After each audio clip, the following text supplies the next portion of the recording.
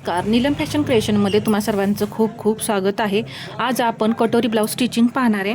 तर इथे पहा, हा फ्रंट पार्ट मी कशा पद्धतीने स्टिच करणार आहे हे तुम्हाला सांगणार आहे। तर इथे मी सर्व पार्ट पहा जोडून घेतलेले आहे, म्हणजे मेन फॅब्रिकला अस्तर जे आहे ते जोडून घेतलेलं आहे। इथे हा बॅक पार्ट मी तयार केला आहे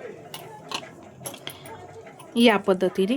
तर हा पार्ट आपल्याला कशासाठी लागणार आहे, जेव्हा आपण क्रॉसपट्टी जोडतो त्यावेळेस हा पुढचा आणि पाठीमागचा भाग कमी जास्त होऊ नये यासाठी आपल्याला हा बॅक पार्ट लागतो।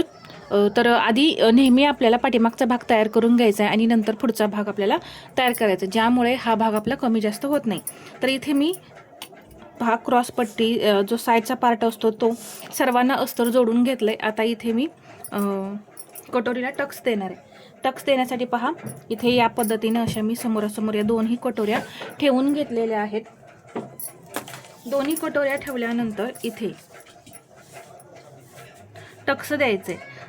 तर आपण पहा, या इथे जवळपास 1.5 इंच इथे टक्सची रुंदी घेऊ आपण। इथे मी ही 1.5 इंच घेतली आणि उंचीला या इथे 2.25 इंच उंची घेणार आहे। रुंदी घेतली 1.5 आणि उंची घेतलेली आहे 2.25 इंच। आता या इथे पहा, कटोरी आधी आपल्याला सेंटर करायचा आहे। असा सेंटर केल्यानंतर टक्सची रुंदी इथे मी 1.5 इंच घेतली।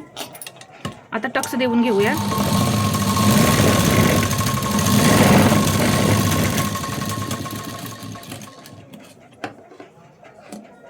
डबल शिलाई मी इथे देणार आहे।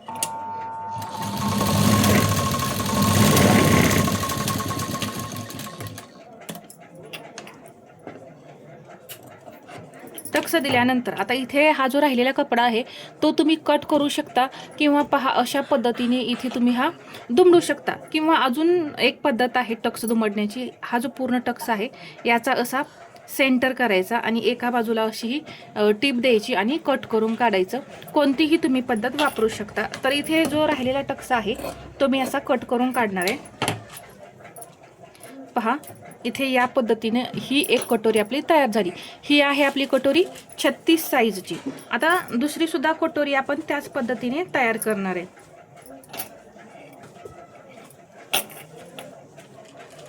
इथे या पद्धतीने 1.5 इंच पहा, बरोबर 1.5 इंच घ्यायचं आणि उंचीला इथून 2.25 इंच। आता जेव्हा आपण कटिंग करतो त्यावेळेस इथे मी टक्सचं मार्किंग केलेलंच असतंय, त्यामुळे टक्सची रुंदी मोजण्याची वगैरे गरज नाही पडत।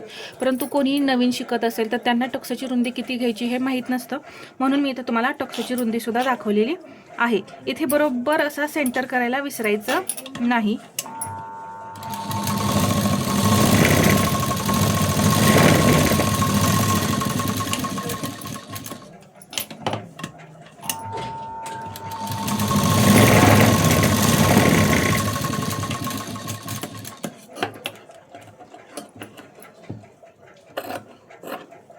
इथे हा राहिलेला टक्स मी कट करून काढला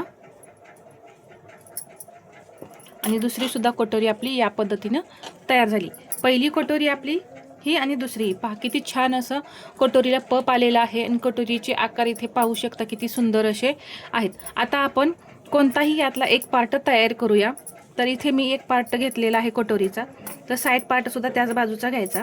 कधीही ही आपली कटोरी जी आहे ती 1.25 इंच एक्स्ट्रा असली पाहिजे। पहा, इथे बरोबर असा हा भाग लावायचा आणि इथून खाली ही 1.25 इंच कटोरी एक्स्ट्रा असली पाहिजे।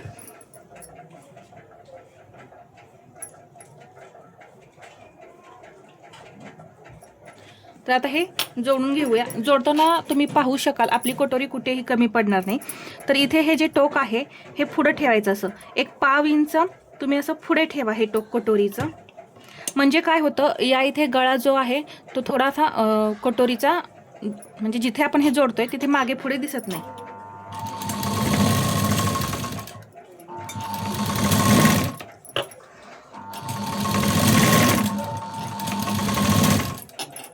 तर इथे पाहू शकता परफेक्ट दिसताना आपल्याला कटोरी एक्स्ट्रा दिसत होती, परंतु आता इथे जोडताना पहा बरोबर इथं मॅच झालेली आहे, कमी जास्त झालेलं नाही।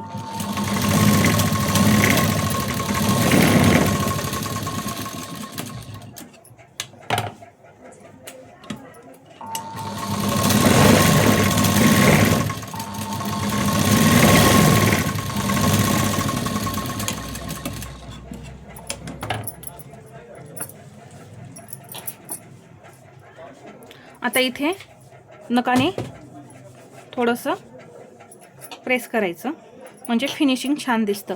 तर हा पार्ट आपला तयार झालेला आहे. इथे राहिलेले टोक जे आहेत एक्स्ट्रा कट करून काढायचं. आता इथे आपण क्रॉसपट्टी जोडणार आहे. तर क्रॉसपट्टी जोडण्यासाठी काय करायचं, आधी हा पाठीमागचा भाग घ्यायचा. तर इथे ह्या पाठीमागच्या भागाला तुम्ही आधी कंबरपट्टी जोडून घ्या. मी जोडलेली नाही आहे.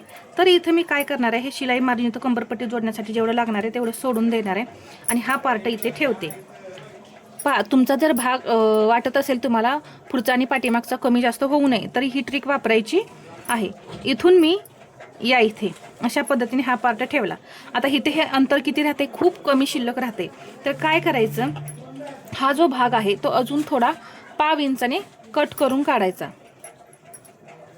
हा तिरका भाग करायचा इथला, हा सरळ दिसतोय ना तुम्हाला, हा तिरका कट करायचा. तर कट करण्याआधी पहा इथं असं मी मार्किंग करून घेतलं. इथे एक टिप देते आणि नंतर कट करून काढते.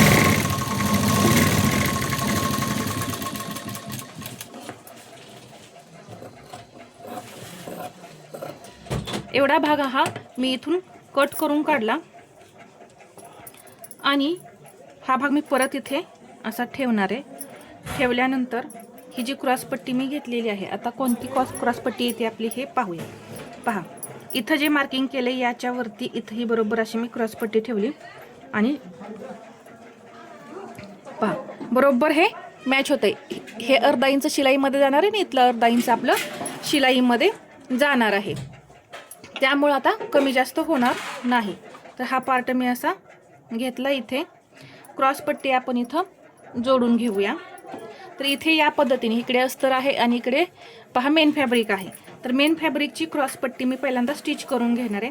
तुम्ही डायरेक्ट दोन्ही क्रॉसपट्ट्या लावल्या तरी सुद्धा चालतात, परंतु मी इथे तयार करून घेतलेली आहे. तर हे जे टोक आहे हे मी पुढं असं ठेवलं. पहा कधीही क्रॉसपट्टीचं असं टोक एक्स्ट्रा ठेवायचं आणि मग स्टिच करायचं आहे. इथे मी आता एक शिलाई देऊन घेते.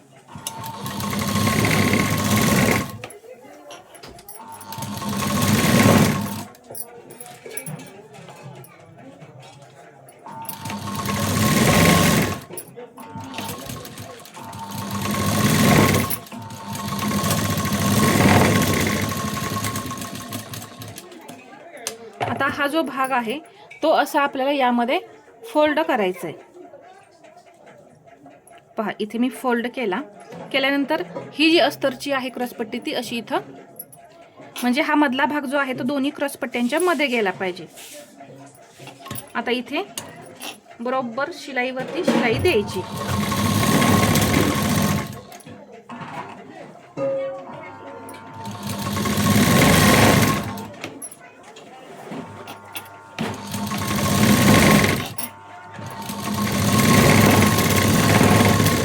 लॉक करून घ्यायचं. आता आपल्या इथं 2 शिलाई देऊन झालेल्या आहेत. हे जे आहे पुढचं टोक ते कट करून काढायचं आणि परत हा आतमध्ये जो भाग आपण गुंडाळलेला आहे तो अशा पद्धतीने बाहेर ओढून काढायचा. खूप छान फिनिशिंग येतं पहा. तर हे जे एक्स्ट्रा क्रॉसपट्टी आहे ही अशी आपण कट करून काढायची. अस्तरची आपली क्रॉसपट्टी एक्स्ट्रा झालेली नाही, मेन फॅब्रिकचीच एक्स्ट्रा आहे, कारण आपण ती एक्स्ट्राच कट करतो. आता इथे हे जे एक्स्ट्रा समोर दिसतंय तर ते असं सरळ करून घ्यायचं. पहा इथे मी अशा पद्धतीने सरळ करून घेतलेलं आहे. परत इथे फिनिशिंग तुम्ही पाहू शकता. खूप सुंदर असं फिनिशिंग आपल्या ब्लाऊजला आलेलं आहे. आणि आता हे पार्ट मी चेक करणार आहे. पुढचा आणि पाठीमागचा भाग जो आहे तो चेक करून घेते. पहा इथे असा मी बरोबर ठेवला आणि इथून पहा इथे या पद्धतीने हा लावायचा. तर पहा कंबरपट्टी जोडण्यापुरतंच हे आपला पाठीमागचा भाग शिल्लक आहे, म्हणजे बरोबर हा आपला भाग जो आहे तो तयार झालेला आहे. इथे पाहू शकता या पद्धतीने तयार झालाय. हा भाग तुमचा अजिबात कमी पडणार नाही. तर या ट्रिक वापरायच्या असतात. पुढचा भाग शिवताना छोट्या छोट्या टिप्स ज्या आहेत त्या तुम्ही वापरल्या तर ब्लाऊज एकदम परफेक्ट बनतो. तुम्हाला 36 साईजचं कटिंग पाहायचं असेल तर तुम्ही ते मला कमेंटमध्ये सांगा. आणि व्हिडिओ शेवटपर्यंत पाहिल्याबद्दल धन्यवाद.